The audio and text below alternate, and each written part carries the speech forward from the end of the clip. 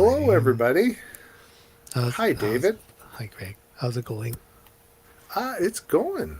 Yeah, I'm out in the boonies, but luckily I have a decent internet connection. Mm-hmm. Yeah. Bouncing off the trees, and Yeah.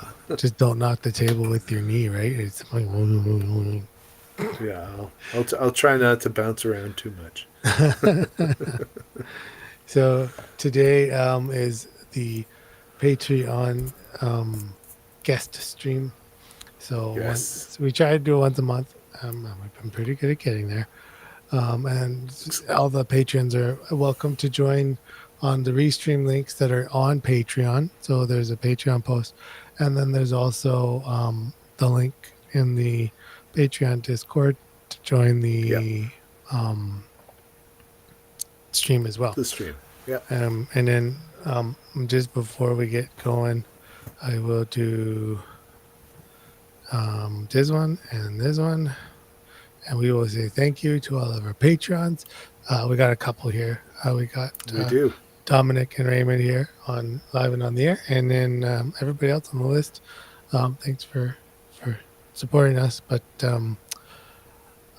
without further ado, let's bring some guests in, shall we? Okay. There Good we go. morning, Dominic and Raymond. Everybody's here. Hey. We made it. I know it's been a while. Like Dominic's been trying to join for a while. Yeah, yeah. And, He tried a couple times, and now he has a good setup so that yeah. he can join in. And Ray has a fancy mic. Ooh. Yeah, fancy mic. Something's got to work. But you know, fancy mics make the world go round. So, are either of you printing anything this weekend? Boron parts. Boron Boron parts. parts. Yeah. I need to find something to print. I haven't printed anything in about 3 days. Oh dear. Uh-oh. That's like withdrawal time there. Yeah, I know. Well, I printed my. my printer Oh, was go ahead. down for a little while because I blew the board Yeah. and I got that fixed. And while I was waiting on the board, I put in a bimetal heat sink and Oh yeah.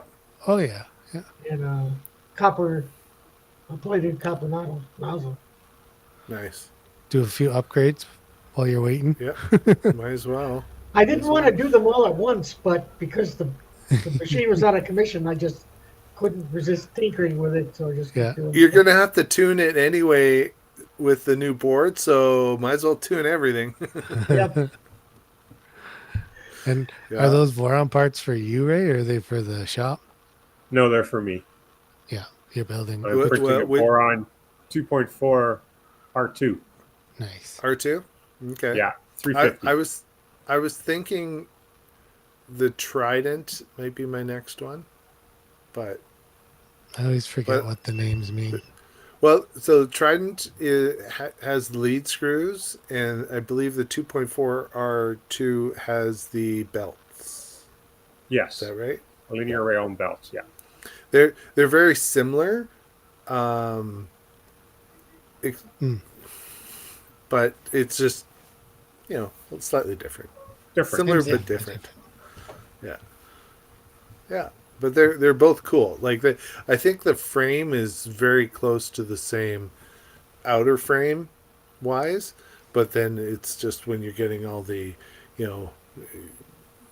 belts and everything and tweaking and mounting points, it gets a little bit different. So Yeah, I've been printing Boron parts with 4 machines for the last 3 days. nice. 24. What's your color? Wow. What's your color scheme going to be? Can't tell you. Well, there's a blue part printing behind you.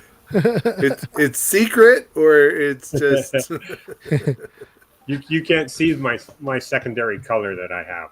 It's printing in the very back on FlashForge, Oh, so it's all okay. hidden. but you can't see the color from here. okay. Dang it. We're going to So, cheat. so you're going to hold us in suspense. Yeah, I don't have my kit yet, so all I can do is print the parts. Yeah. Pierre is asking, Any reason why a Voron over a rat rig? Because we have 3 or 4 Vorons at work. Mhm. So I may as well just keep with it. And the rat rig has got more proprietary parts to it than the Voron does. You need to have a That's look true. at both their parts lists and actually Right. have a look at it. Yeah, that makes a lot of sense actually. Because if you can source the parts easier right now, especially, right? Yeah. Yeah. 'Cause- Yeah, and I gotta say the Voron has a really good build and materials list. Like they on each of their printers, like it's really good with multiple references of options. So for finding if you have to source your own parts, that's really good. And then that gives kit builders a good base to build a decent quality kit. So yeah. I was going to source all the parts myself, but it costs more to source the parts than it did to buy the entire kit. And with the rates of shipping now and everything, like probably like 3 years ago it wouldn't have, right? But with everything right now and inflation and shutdowns and trying to get stuff and getting it in a timely manner. Yeah. That's yeah. Yeah. So did But- were you but able you to guys- get the spool one, or did you source it outside of spool? No, it's sourced. This one's sourced outside of spool. Our spool ones haven't even left Asia yet. Oh dear. The LDO ones haven't even left yet. Oh man. So by the time So- it so- left, hmm I would have this So one the already spool built. ones, Yeah. so the spool ones are they LDO kits that you're bringing in? We have two kinds coming in. We have an LDO kit, and then we have a spool kit as well, which is made up of Okay. all the higher end parts that LDO doesn't put in their machines. Mm. Oh, okay, so we've you've got the kind of LDO like motor. tweaked it. Yeah, exactly. Yeah, you know Derek.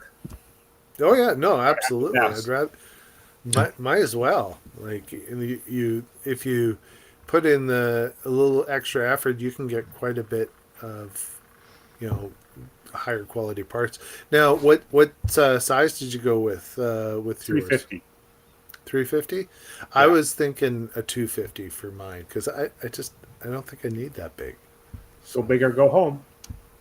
He's not I wrong. already got a big one, so it's like, I think for 250 for the majority of my printing is fine, right? Mhm. Size wise. Well, that's true. The majority of stuff usually fits on a pretty, Yeah. smaller build plate. What kind of printer Well- do you have, Dominic? I've got an Ender 5. Oh, 5. Okay. Oh yeah. Yeah. I actually I love it. That's Mhm. I use Ender 3 and Ender 5. I'm about to inherit an Ender 3 from my grandson, but I like the 5 better. Just I don't know why. Mhm. Although Yeah. the 5, I discovered an interesting thing. I put on a HeroMe Gen 6 hmm mount and Yeah. ended up losing about 15 millimeters on the Y, which kind Yeah. of it's a little upsetting. I'm toying with the idea of dropping the front crossbar, but I don't know that that's a good idea. I might just be happy, accept the fact that I lost a few millimeters on the Y and leave it at that. Because I don't know Yeah, if I trust dropping that. It's like Yeah. It's messing it's with one of the- those it's one of those things like when you start modding and whatnot, if depending on who made the mod, if you designed it or someone else did, they don't always care about preserving the original build volume, right? Yeah. And so I've noticed that on a few of the mods I did when I was just kind of trying to try out some of the fan ducts and whatnot. All of a sudden, oh yeah, I've lost 30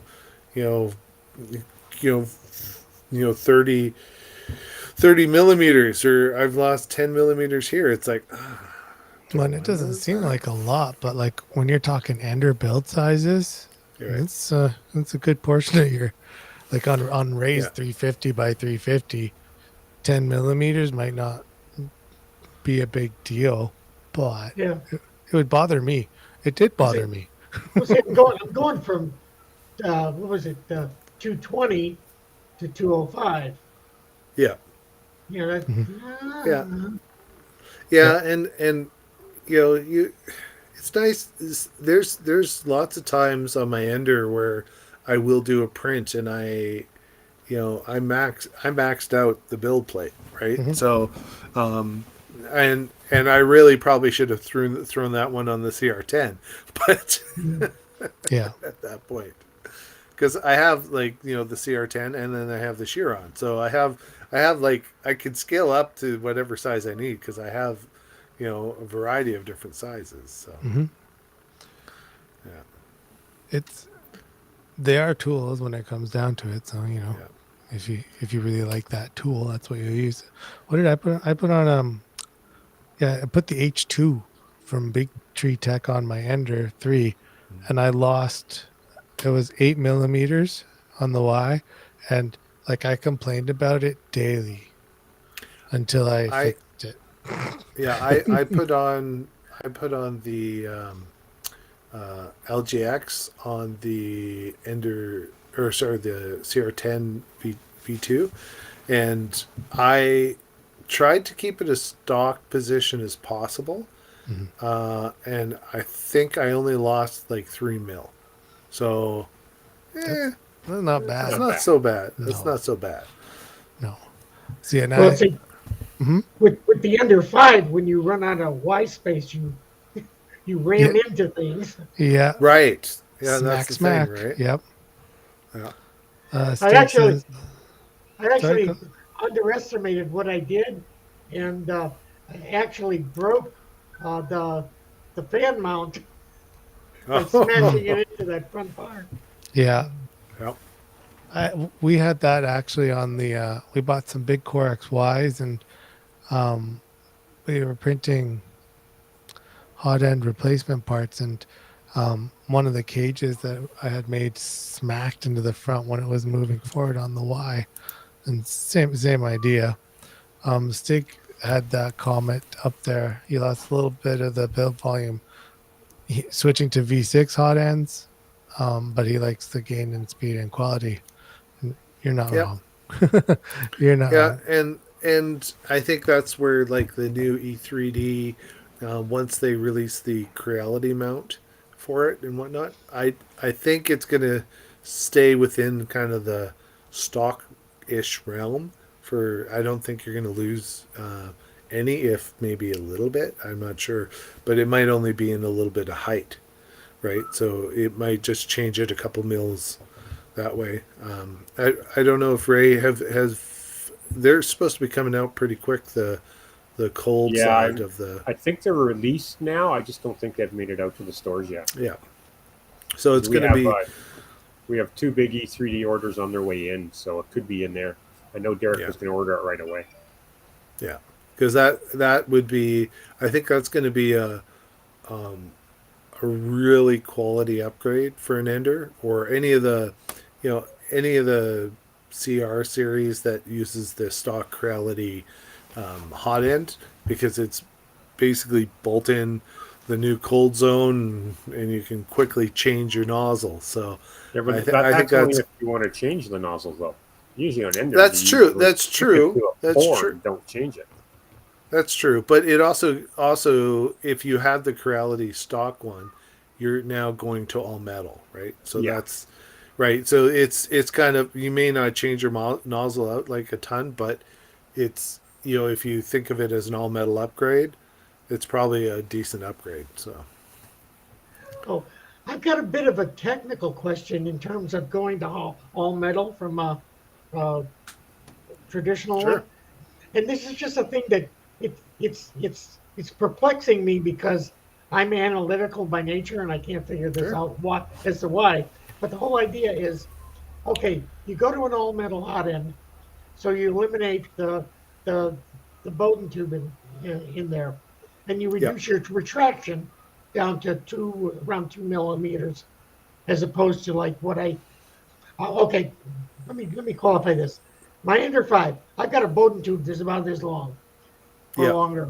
It's really long. So my retraction was at about 6 Yeah, that's about millimeters. right. Yeah. Okay, I switched to an all metal hot end.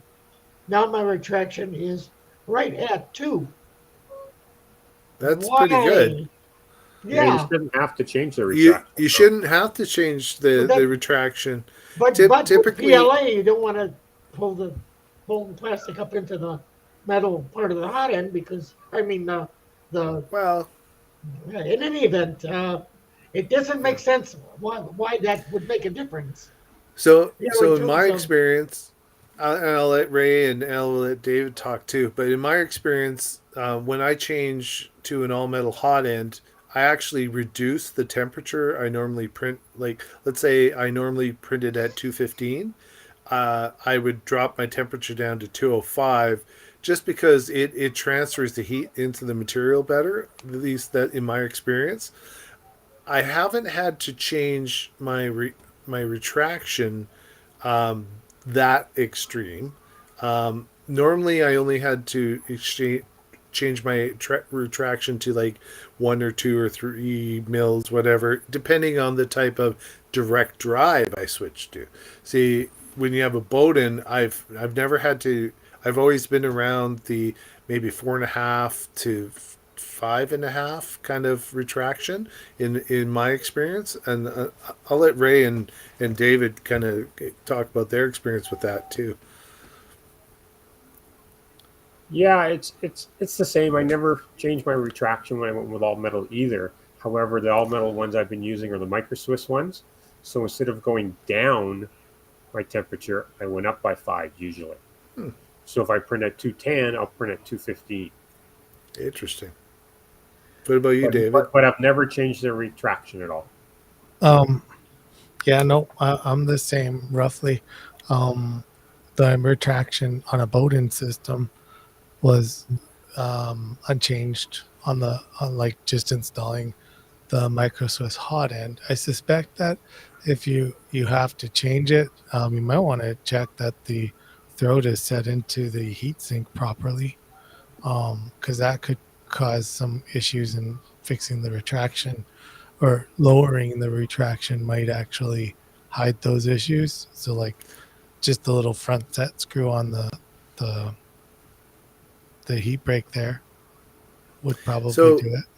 so has you, like, I assume you did some test prints and whatnot. So um, with probably the regular retraction, did you notice like um, a big difference between your 5 or whatever you had before to your 2? I'm seeing good quality in the prints, and like you said, I've reduced my temperature by about 10 degrees. Um, uh, you know, from running temperature towers. I very I went with whatever it said. That's what I went with. Yeah. Um, uh, and of course, I've got significant difference. I not only have a all metal hot end, but I've got a copper nickel plated copper nozzle, which Yeah. probably transfers heat pretty well. Um, and my tests have done well. One of the first things I did after doing my calibration tests is I ran a 24-hour print. It printed great, no problem. Yeah. So No. I think the biggest thing with Bowden is if it's nice and stiff in on both ends, like if you've got good connection, fresh connection, and it hasn't moved around enough so that you don't have a little bit of play, right? Then that's fine. But the biggest thing I found is on the extruder side. If there's just a little bit of play in there, and so that when you're doing your retraction, there's a little movement. That's the biggest reason to have a higher retraction, is to compensate for that. But if you can get a really good connection on the other end, and I actually flared my Bowden tube, and put some washers in and put it in and then clamped it down so that I can still get the filament in, and then that tube doesn't move at the extruder side at all, and it actually made a big difference. I've often Oh, hey. wondered. We got an Okay. extra. We got Helge joining. Good morning, Helge. Hey, I was just Morning. going to say, Go ahead, Dominic. I've often wondered why they don't use compression fittings like you use on copper tubing for plumbing. For I- Bowden I- tubes. They do. I don't know. Yeah, there is a couple. I bought one from. E3D I can't or Microswiss is starting to put them on there now. Yeah, and it worked okay. But the coupler on the one side, like I tried it, I couldn't screw it into anything. The other side, the threads were wrong. So hopefully, if E3D and some of the other guys come out with one, I know the is it David? Is it the Mini that uses? I think it's the Prusa Mini. Has a compression fitting on the extruder side now. Yeah, it does. Yeah. Yeah. So there We bought is some it. too. Yeah, but Yeah. the problem was the threads were funny. They So were you funny. there wasn't. Yeah, you can't. They were like everything else was. You would think, oh, it's gonna screw it. No, it's like proprietary. So the threads are like. I think they're standard, and everything else is like metric. So there's just nothing. You'd have to do some sort of an adapter, and then you're kind of defeating the purpose.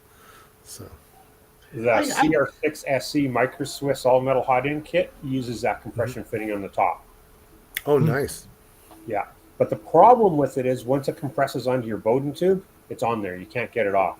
So you have to replace those little brass fittings every single time. You have to change Wow. that Bowden tube out. The only concern I'd have with the compression type fittings is if someone were to, let's say, reef it on there too much, and it would deform the Right. tube too much. So if you had like a high tolerance like tube from like what Capricorn. Capricorn, right? If you had some of the higher tolerance stuff and then you compressed it, you could get jams at that point if it deformed it enough.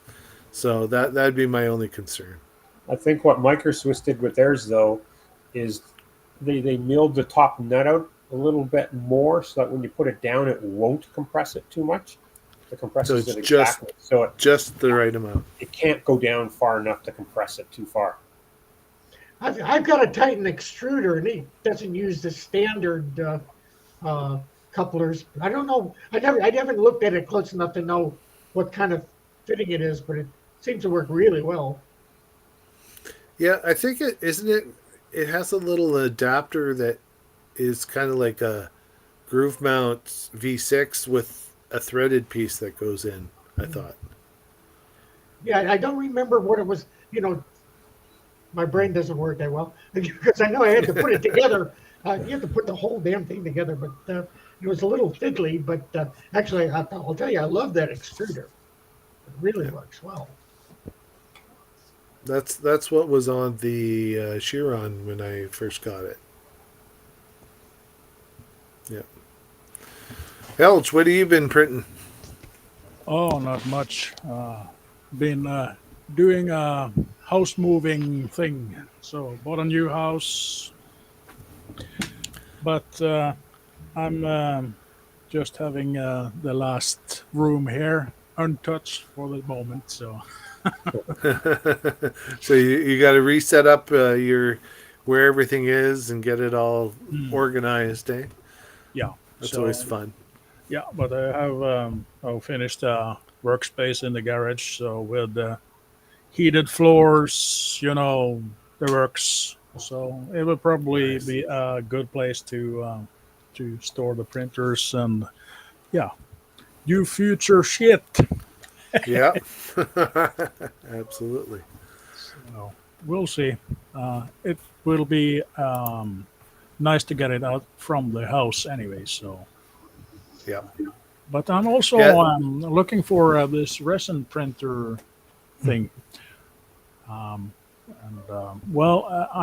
a little bit what to buy. Any suggestions?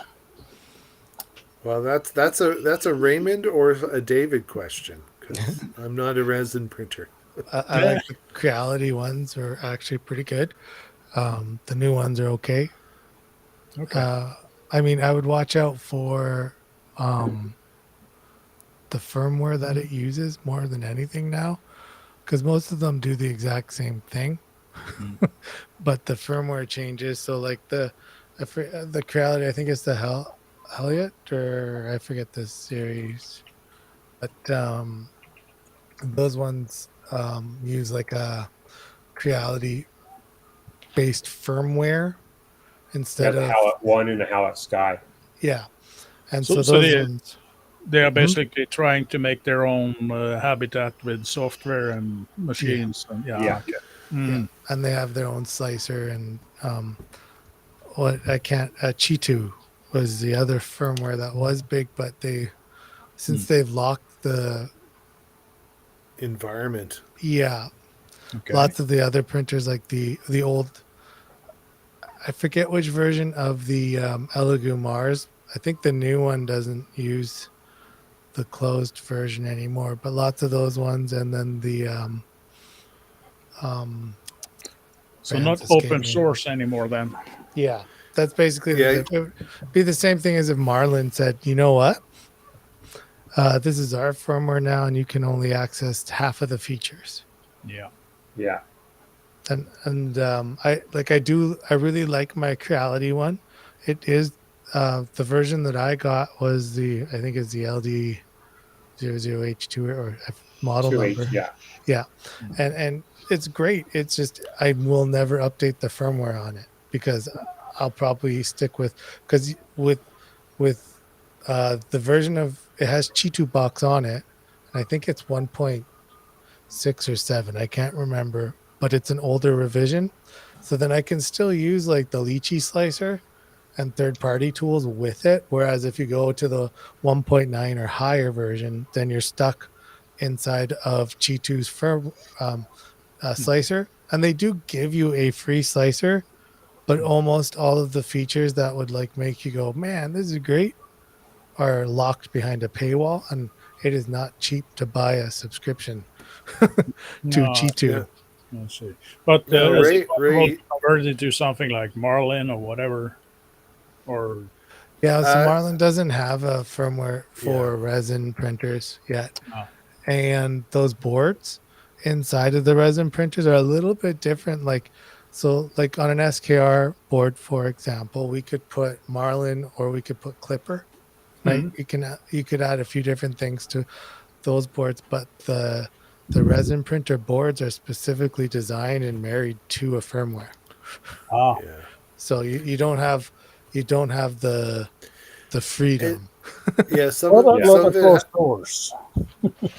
some of it has to do with because they're running a display driver off of it, right? It's very kind of proprietary on how it has to create the images, and so I think depending on which controller you go with, there might be licensing involved. Ray, you've had a little more experience with a variety of resin printers. What's kind of your take on it? I have this. I have one of like Dave has, so the small Creality one. Mhm. I also have the FlashForge Photo 8.9 as well. That's a good printer. Now, yeah, it works very well, but the only problem that I find is they have two different boards in it. Mhm. One board will run Chichi Box without a problem. The next board won't. There's a hit and miss on which board you actually get in your machine.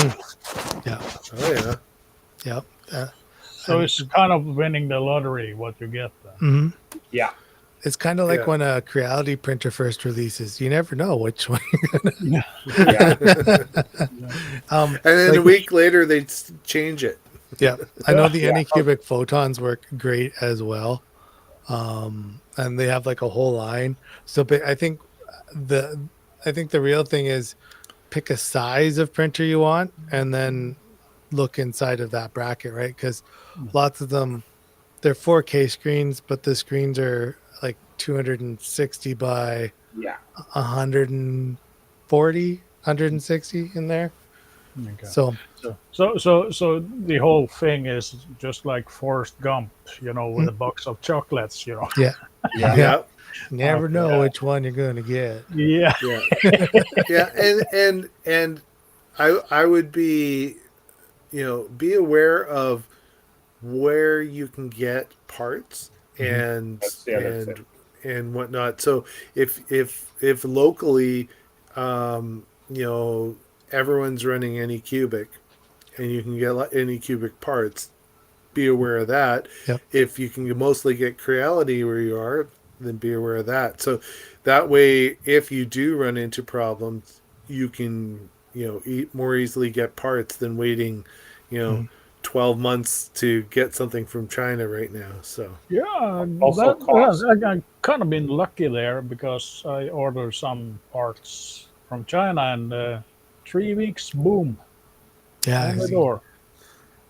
So I don't know. I Maybe think the it's shipping time varies. You Yeah. live closer. maybe it's some problems in the U.S. also. I don't know, but Mhm.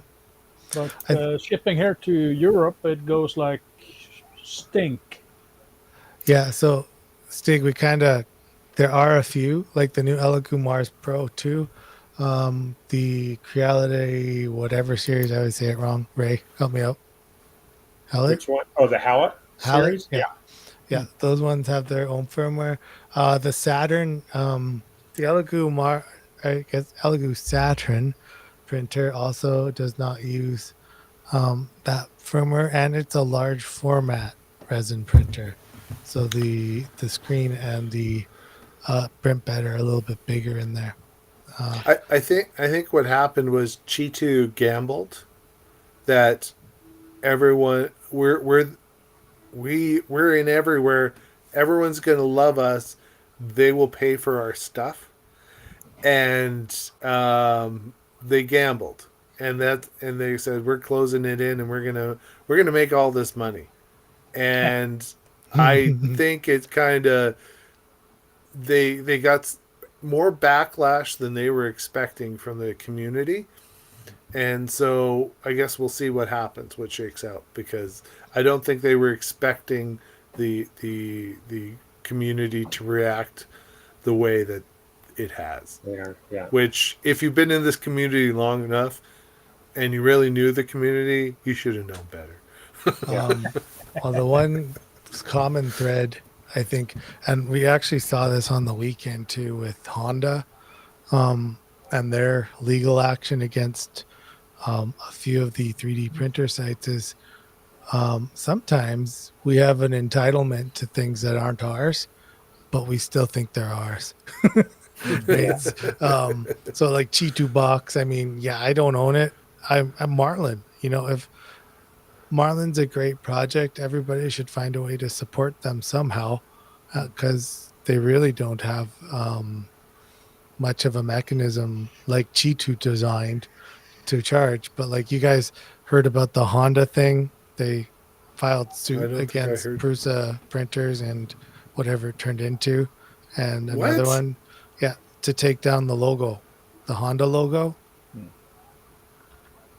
What Yeah, what I Honda think, logo with Prusa printers? I don't The understand. H. like a hood ornament Yeah, or something like that. Yeah. Yeah. Yeah. yeah, And Oh, they so said- because they had it on their site or something that you yeah, could as a download. printable model. you could get STLs, and they wanted them all taken down. Yeah, and well, like we laugh because it's kind of funny, but like But Honda I owns, get. that's their trademark and that's their brand, right? Like, Okay, yeah. I guess I understand that they're trying, but if a Honda owner can't get something for his car, or is just a fan and wants like a Honda branded stuff, they're getting they- free promotion. Well, no, they're talking Exactly. about the logo. They're talking about specifically the H. Yeah, but they're getting free promotion. There are Okay. situations where you own a Honda, and like let's say inside on the glove compartment or something like that, there's a thing, and it broke, and let's say Honda doesn't make those anymore. You want to make one, well, you can't if they were to succeed with what they're doing. Right. And I think this is this is a good example of what's to come and why.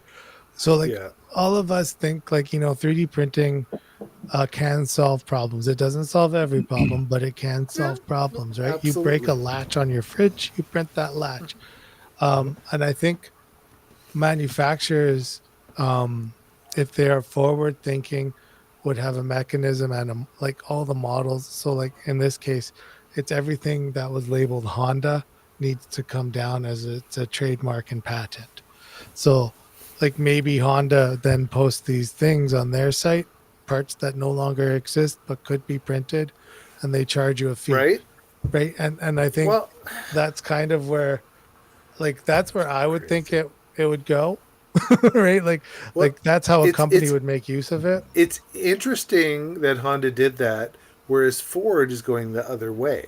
So Ford, if you've heard the new Maverick and Yeah. whatnot, they provide templates for the different types of interfaces they have in the Ford, so that you can print your own stuff to lock in on the dash, whether it's on their new Broncos or whatever. So yeah, it's they've gone the complete other way.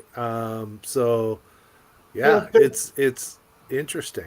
the new Ford pickup has uh, um, I don't know what are made with several like Yep, sockets all over them for you to yep, plug in different things that Mhm. you print.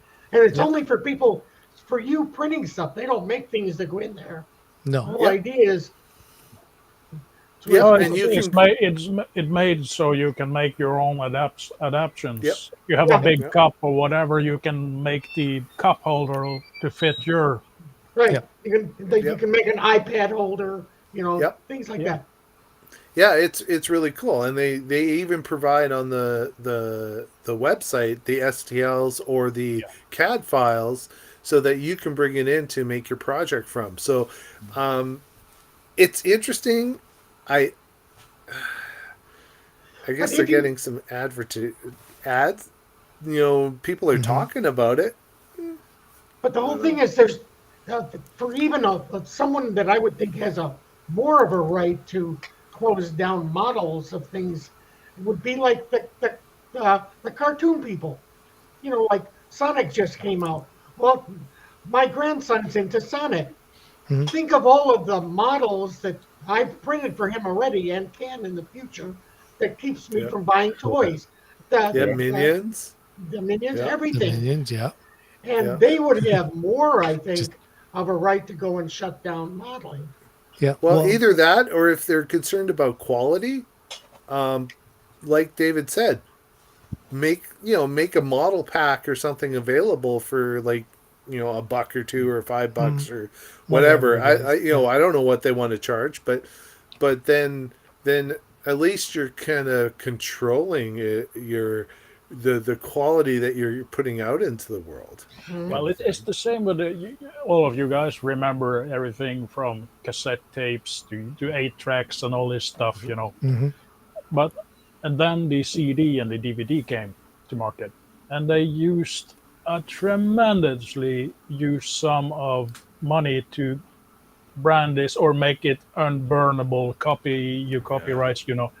They if they just used their head for 10 seconds Yep. instead of pricing it for $100 for a game or whatever, price it lower, like $20, and nobody would ever find it useful to copy it. Yeah. Yeah. So, Yeah. and they would probably sell a bundle more. Yeah. Anyway, But try to convince a lawyer that's going to make a crap ton of money on Oh, on legal fees, that yeah, oh no, we got to defend this. and yeah, I know. and don't get me wrong, like I think that if your property is being used inappropriately, Yeah. right? Like let's say Mickey Mouse is being used to sell guns. Yeah. Okay. Well, that's not appropriate. You got it. But if it's someone printing Mickey Mouse because they like Mickey Mouse, and there's no Disney store near them to buy whatever cool Mickey Mouse thing that they want to print, then they don't even make that thing anyway.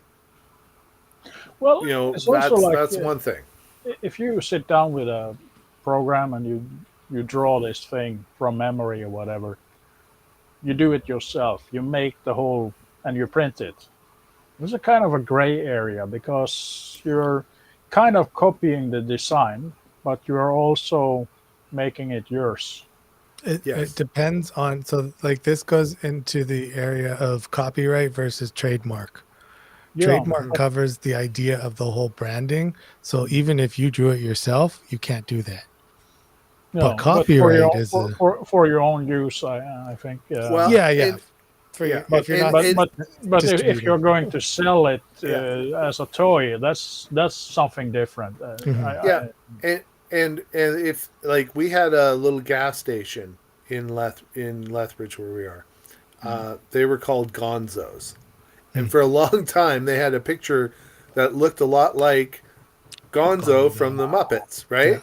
On it, but they had to take it down, right? It's still called Gonzos, but they can't use that because Yeah, that for sure. they didn't have the rights to use it, right?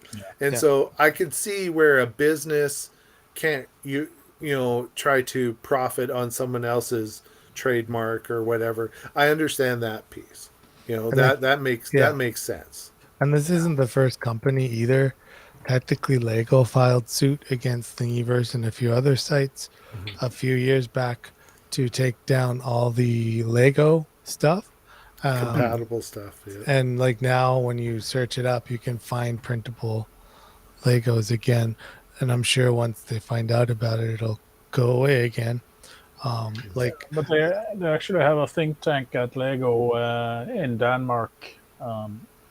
They have 3D printing, STL files, but you have to be a member of some Lego partnership, and you have to sign a waiver that you're not going to sell it. It's for personal use. Yeah, you're not distributing and all that stuff. Yeah, and I think that's Yeah. that's the way to go about it. It's if someone, a company agrees that it's going to be for personal use, Yeah. and whatnot, and they're all right with you just using it personally, and you're not going to make a zillion of them and sell them to all your friends for $1 each.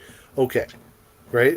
I think they'd be okay. I think their fear is that someone's going to start mass producing stuff and devalue their Yeah. product or something. And Well, like it's like Devin, I forget what Devin's last name is. Montez. Devin Montez made all these Slinky things, but he can't call them Slinky. Yeah. Slinky's trademark. He calls them Springos. Yep. But Yeah. Yeah. Those are so fun too. I want to Yeah. print a few. Well, you had the Chinese and BMW. They had this X something, the bigger off-road model. Hmm. And BMW, they went to the Chinese manufacturer and said, "You copied our car," but they called it something like AJXU something, Hmm. And there was a fight about this, but and they also won in courts. They won, it's a copy.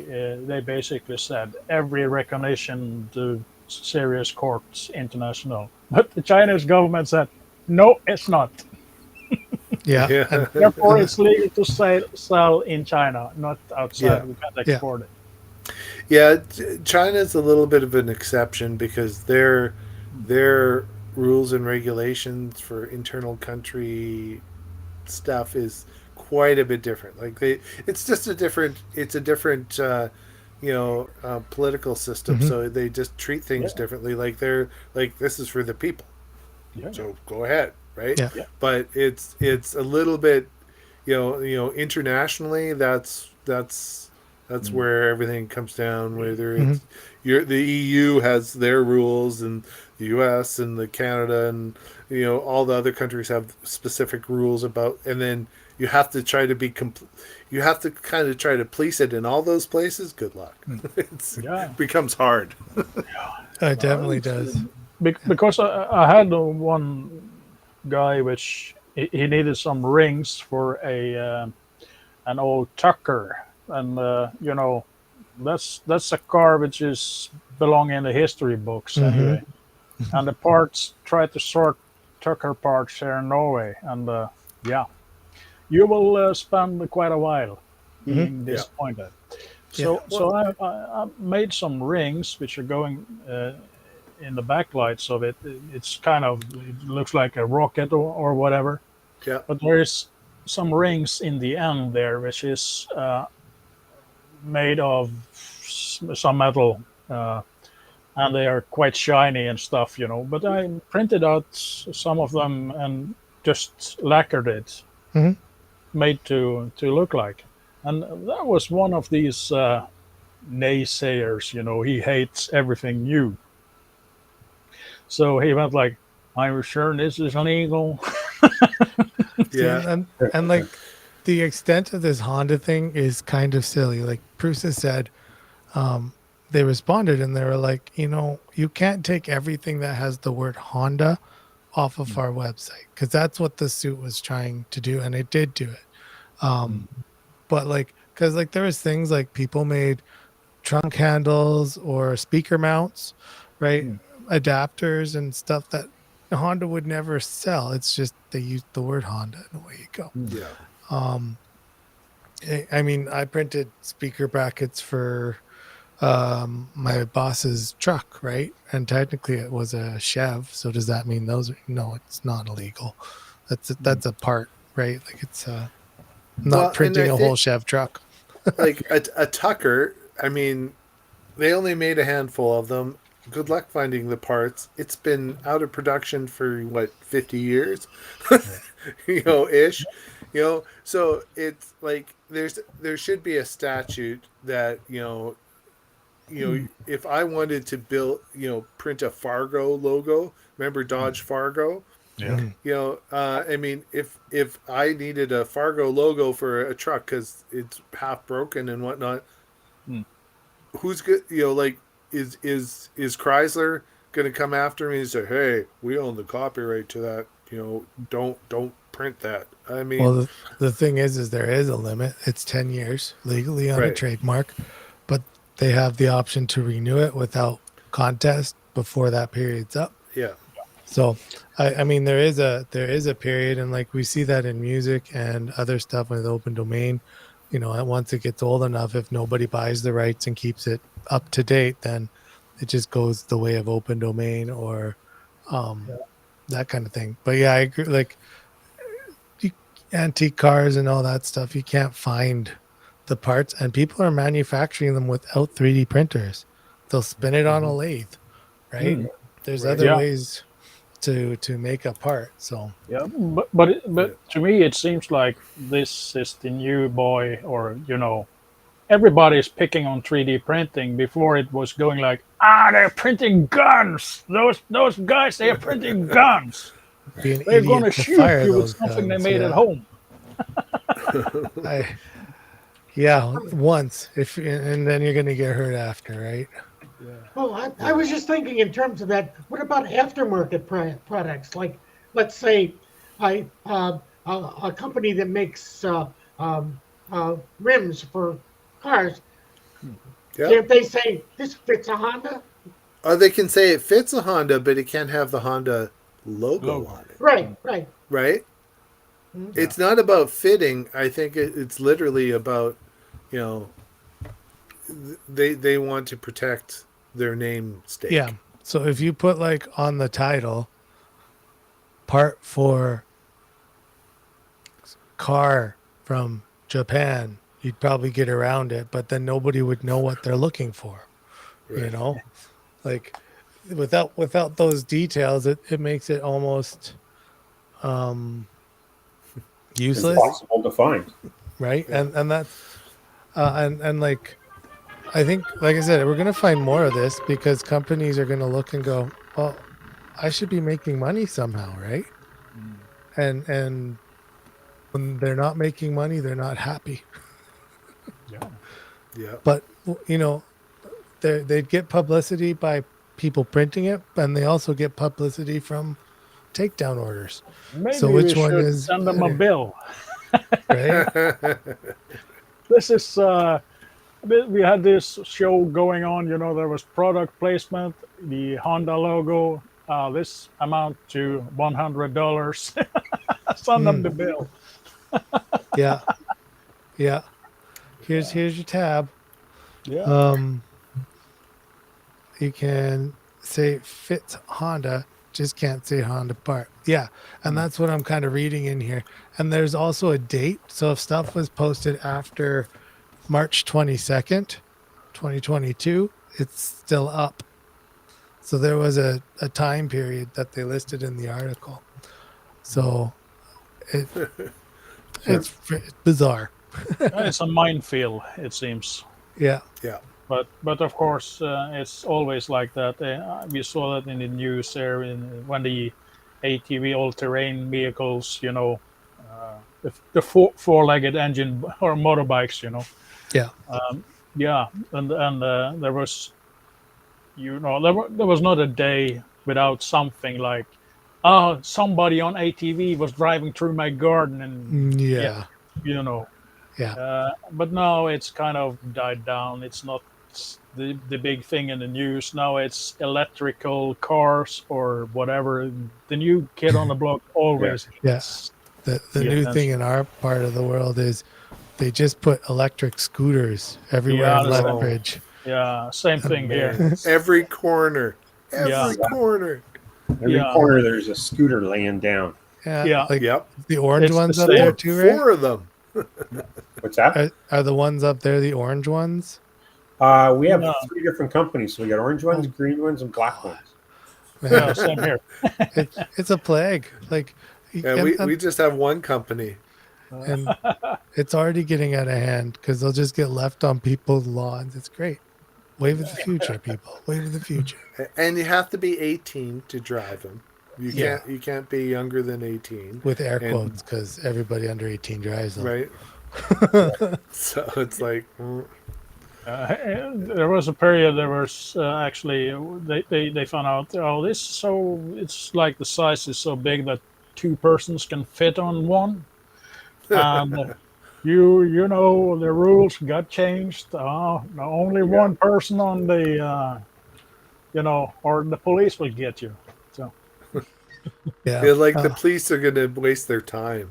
yeah. So Stick asked a good question here. And it was, so who would renew copyright for a product that hasn't been produced? And the answer is the person who bought the copyright from the company who doesn't exist anymore.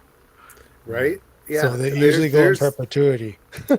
Yeah, there- there are companies out there that all they do is they buy up old company trademarks so that they can either put them on their own products or legally go after everyone who tries to use their old stuff. Yep. It's But there is- it's a there's whole also- racket. there is also one more rule, at least here in Europe.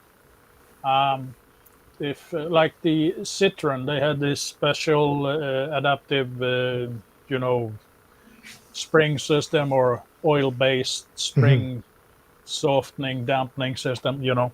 Yeah. No other car manufacturer could actually make this, but after 25 years, it expires. You can then make it. Yep. And that's But, patent and the same thing happened in 3D printing, right? For the longest time we couldn't make printers, and then when the patent expired, RepRap came along and went, look, you can print a printer now and join this hobby for less than $10,000 finally. Yeah. Yeah, because you can patent a specific part, but you can't patent a process. Right. So you could have a braking system in your car that works completely different, but you can't patent the idea that braking your car is a good idea. Right. I don't Well, need to stop. her I don't needs know what break. you're talking about. Her needs Is it- breaks anyway. Right? Isn't there still some existing patent regarding enclosures for printers? Yep. Yep. Yeah, There- actually, just recently, I think within the last, was it like 4 or 5 months, the one of them expired. One of them did, and the next one that will expire is the one that actually patented the like heating part of it. And I don't know when that one will come up, but like once that one comes up, because wait, what is that printer? Is it the FunMat? I forget. Wait, Can't remember. you have the heated ones up there, don't you? At Spools. I think it. I think so. What was it? There's one, and it was ridiculously expensive. Like, and it's just because the chamber could heat like an oven, and I forget the brand of it now. But that stuff's coming up too. They can't patent my enclosure. It's 3 pieces of foam and some duct tape. And Oh cardboard. man, yours is so high tech. We should patent it. Right? If I'm gonna have heated chambers. Yeah, that's what I thought. Yeah, mine was it cost me less than $16. So you could probably sell them for, Well, Well, at least 40? 400. yeah. Problem is So like so they get destroyed. three patents expired in November of 2020 regarding enclosures. The third and final patent is set to expire February 22nd, 2021. So that one's also expired. Yeah, just, So there's and that was for the heating piece. So it looks like they're currently all expired. So Someone- you'll there see was some one stuff more for coming high out. temp though. Like there was Oh, one maybe. more for like, because it was over. What one was it? It was an enclosure, but I think it heated to 190. I'm trying to remember the brand, because it was an engineering company. I saw it on. I think it was the Nerd, did a video, and they would print engineering materials at a Peak and Altum in these printers that they designed themselves, and like it was kind of crazy. I'm like, whoa. Well, if you make one Well, for well- personal, keep your mouth shut. Yeah, that's a good point. Yeah, Held said the same thing. If it's personal use, it's fine, right? They're I'm never gonna surprised know. that Crayola, your Sunlu, hasn't come up with a Kickstarter for a heated enclosure now. Oh, I'm sure they will. Well, they probably Well, will. yeah. Once they figure out that the patents, they look at the patents of what is expired and what is still, I guess legally, they can go after you for. So it's tricky because it took a little while for all the other Stratus stuff that expired before the RepRap finally, you could do a certain amount of things Mhm. with your printer. So And the But thing but, with, but when we're talking about these enclosures, I'm thinking about building one in with plexiglass or acrylic Mhm. something. But the question is actually, I would take out the electronics and everything and make a separate place for that and your power, everything like that. But the printer itself, it has aluminium and it has rollers and all this stuff. Any experience when these are going for hours in a heated chamber, like 50 degrees or something? absolutely, I do. I have a printer that the Legend. I think we might remember the Legend. It was the first printer Legend. I put in the enclosure, and the heat from the print chamber, the ambient temperature in the chamber was roughly about 65 to 75 degrees on average. The rollers, the eccentric nuts let go on the X gantry roller, and then at the same time, the motors overheated and weren't able to keep the gantry on the Z up, so it crashed into the print job, and then just smushed it around for 4 hours until I found it. And now it's sitting on the table again, thinking about what it did. so the rule of thumb is when you put something in a heated enclosure, be aware of what you're like. If you're painting ABS, your ambient temperature is probably going to be between 30 and 40 degrees in the ambient air temperature in there. Yeah, and it all depends on the material of your Yeah. chamber too. Like mine's built out of the insulating foam, soundproof. So it's Okay. a higher R value than say like plexiglass. Yeah. So and then if I would just maybe until you get used to it, just check belts, check tensioning, check Yeah. that stuff, because the heat is going to have a little more effect on if it wasn't Loctited or something like there could be more movement than you would expect Yeah. out of Yeah. it. So just be more aware of that Yeah, stuff. that's the first thing that actually went through my, top floor.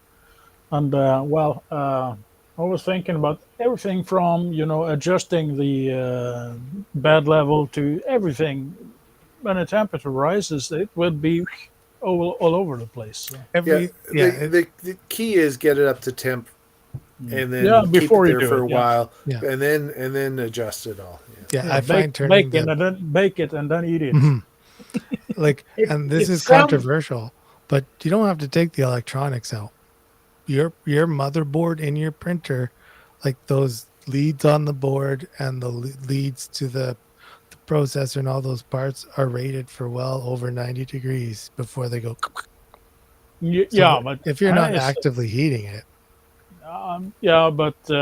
just so every electronics, the cooler it goes, the longer it lasts. So. that's just it, right? That's absolutely. And I do have, like, I made a thing on Thingiverse, probably 2-3 years ago now, that is for exactly this case, to get the Ender 3 controller or an SKR out of the print enclosure.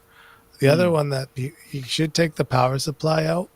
That one's more likely to go bad than the controller. Yeah, because when I set up my new shop, I will make it so that I have options with power supply that can just boom directly in the printer. So Ray, I don't Ray, need. you were about to say something. Yeah, the screen as well is the worst one. You heat that up and it Ah. warps. It does weird things. It doesn't work. Pixelated, everything. Mm. And that's coming from I've done it, so I know. First-hand experience is always the worst experience. Yeah. Yeah, and like that's when things too, like the like the touch screen on the Pi, like the Octo dashboards and stuff, can come in real handy, because you could move away from the standard controller and actually get more inputs to the GPIO pins on a Pi out of your chambers. You got thermistors and that kind of stuff too. Well, Yeah. each and every time I get near something with touchscreen, I remember suddenly why I like push buttons. You're not wrong. I mean, I did all those reviews of the different touchscreen interface and whatnot, and honestly, because it's a third-party controller and whatnot, and I use a Pi, I'll go back to just the Marlin one, because it directly changes everything. You're not having to send a G-code command to do it and whatnot. So the touchscreens, I mean, Yeah. they're neat, but I much prefer just the standard scroll wheel Marlin Beep, beep. interface I don't over even like anything those- else. If Those I D-Link have to screens use that, either, yeah. and that's if I have to use it, because I rarely use it, because I'm normally just using my Pi. It's normally just to use that to level the bed, or just tweak something quick, maybe preheat it or whatever. So it's a quick thing, and then I'm using my Pi for everything else. The biggest thing that we probably all have done and share the use of the controller is if you're using like advanced filament change algorithms like M600, it'll pause and then it waits for the input from the user on the screen. Purge. Lots of that stuff doesn't work properly with those third-party touchscreens. Touchscreens, And, absolutely. and it works with the Octoprint now too. So Yeah. the Octoprint has a plugin that interrupts that, and you can actually trigger it right from your dashboard now. So I just love the Pi interface, so I can run it from the computer. right, yeah, It's amazing. The first time I was thinking about noch ein, and it was like going like yet another piece in the puzzle which would cost you a couple of $100, waste your money. And then I tried it, and well, I'm just laughing at Stig's comment here. What is this bed leveling thing you talk about? Clicky Oh. probe.